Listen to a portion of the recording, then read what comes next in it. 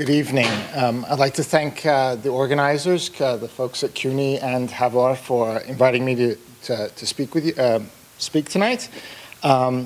Specifically, I was asked to consider the question and discuss the motives and policies of the Islamic Republic in relationship to the larger Middle East, the Arab world. And in particular, I was asked to evaluate the claim that the Islamic Republic's anti-imperialist or anti-hegemonic stance makes it worthy of support by progressives both inside the Middle East as well as beyond. In order to make sure I keep within the time frame, I've actually written down my thoughts regarding these questions. I should preface this that it was a welcome invitation to think through these questions, because this is not something that I normally think through, although having spent time living and traveling in various parts of the Middle East, I've always been struck at the unfortunate disconnect between politics and society in Iran and other locations in the region, whether it's Cairo, Istanbul, Rabat, and other places where I've lived and worked in. So this gives me a chance to actually try to put some of these ideas into somewhat coherent framework. So when I sat down to consider this issue, I thought it was important to note that one is struck that both critics of the regime and its supporters implicitly or explicitly represent the regime as being ideologically driven, instead of being a state that bases its policies on interests and ambitions. For those on the political right, that is those that for over 3 decades have supported hawkish policies, or specifically the US's hawkish policies, the Islamic Republic represents a state that is unable to calculate what is in its interests because it's messianic and driven by anti-Western, anti-Israeli hatred. Thus, these right-wing analysts argue that Iran cannot be merely contained, as was the strategy adopted vis-a-vis the USSR and China in earlier decades. Instead, they argue the US and its allies must bring military and economic tools to strangle, punish, and even overthrow the regime. In other words, unlike other states, Iran is a quote-unquote rogue state that cannot be engaged with diplomatically, trusted to abide by international norms and conventions, nor be assumed to be deterrable. From this vantage point, Iran's support for so-called terrorist organizations such as Hezbollah and Hamas, or or dictatorships such as Syria,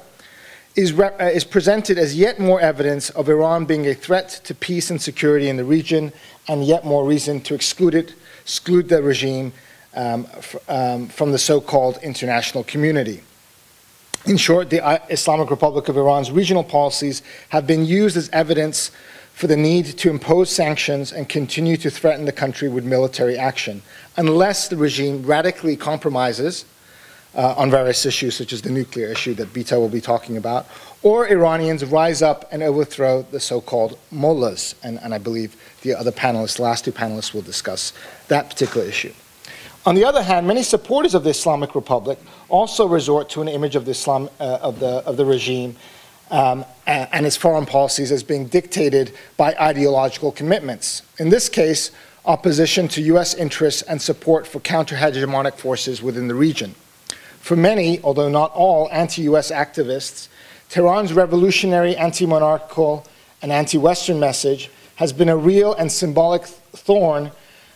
in the side of the US's imperial strategies in Southwest Asia. The rhetoric used by Khomeini in the 1980s, or Ahmadinejad more recently, as well as many other public spokespersons for the regime, is oftentimes identified as being supportive of the quote-unquote disinherited living beyond Iran's borders and in favor of self-determination in the global south. These declarations allow some on the left to conclude that the regime has a foreign policy that must be lauded and makes the regime, and therefore that the regime is worthy of defense at the very least, and even merits solidarity from international progressive voices. Thus, both the left and the right can and do gather a laundry list of quotes from sermons and interviews to depict Iran either as dangerous and irrational, or as independent and counter-hegemonic. However, when we go beyond the regime's rhetoric, we're confronted by a historical record where the Islamic Republic has been far more pragmatic, self-interested, and calculating than either its staunch detractors or its valiant supporters care to admit. For instance, in the midst of the war with Iraq in the 1980s, the regime's pressing need for weapons drove it to purchase arms from the US via Israel.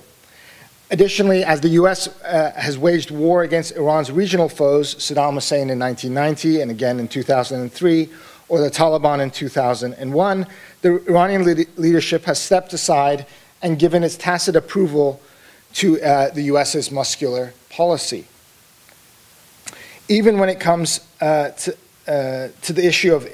Israeli occupation of Palestine, it is difficult to detect anything more than rhetorical and moral support for the Palestinians. Throughout the various Israeli military forays in the West Bank, the Gaza Strip, or Lebanon,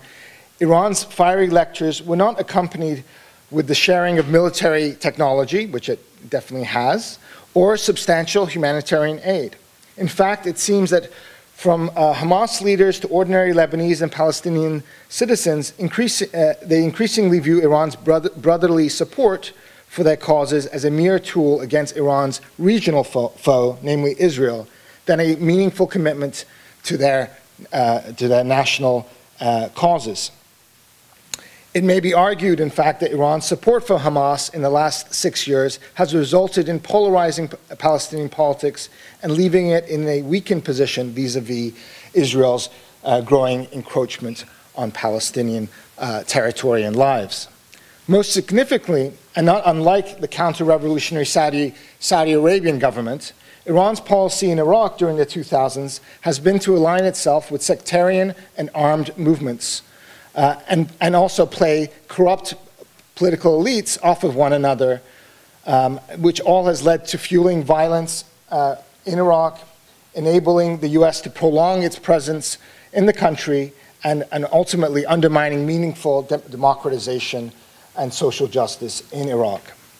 Additionally, Iran's real and imagined commercial, economic, and real estate activities in Iraq undercut its claim to represent a more just alternative to US hegemony in that country. More recently, during the Arab uprisings, Iran has spoken in support of protesters or protests against dictatorships across the region. Yet one is struck by its passive response to the violent crackdown in neighboring Bahrain, in particular given that Saudi Arabia chose to send its troops to Bahrain, and also its defense of the Syrian secular Arab nationalist Ba'ath Party, while it continues to mow down its own citizens. In short, while I have not visited the Arab world in over 2 years, it seems that the combination of selective solidarity with opposition movements and empty words by Iran's leaders have made progressive forces in the region sour on Iran's claim to be a popular force of solidarity. In conclusion, as opposed to the image of Iranian policymakers being driven by political principles, this pattern of policy since the 1980s suggests that the Islamic Republic has sought to maintain alliances with regimes and organizations and adopt policies that oppose global and regional threats to the Islamic Republic itself, its interests in particular. In fact, it has even been willing to cooperate with the US war-making as long as it's been consistent with the regime's immediate interests. Thus, we should not be wary of the Islamic Republic's regional policy because it's ideological, but in fact, we should be wary of it because it's highly strategic. What does this all mean for progressives that want both to be critical of the US's policies in the region and critical of the Islamic Republic's suppression of movements for social justice within the country? Let me conclude with three observations. First,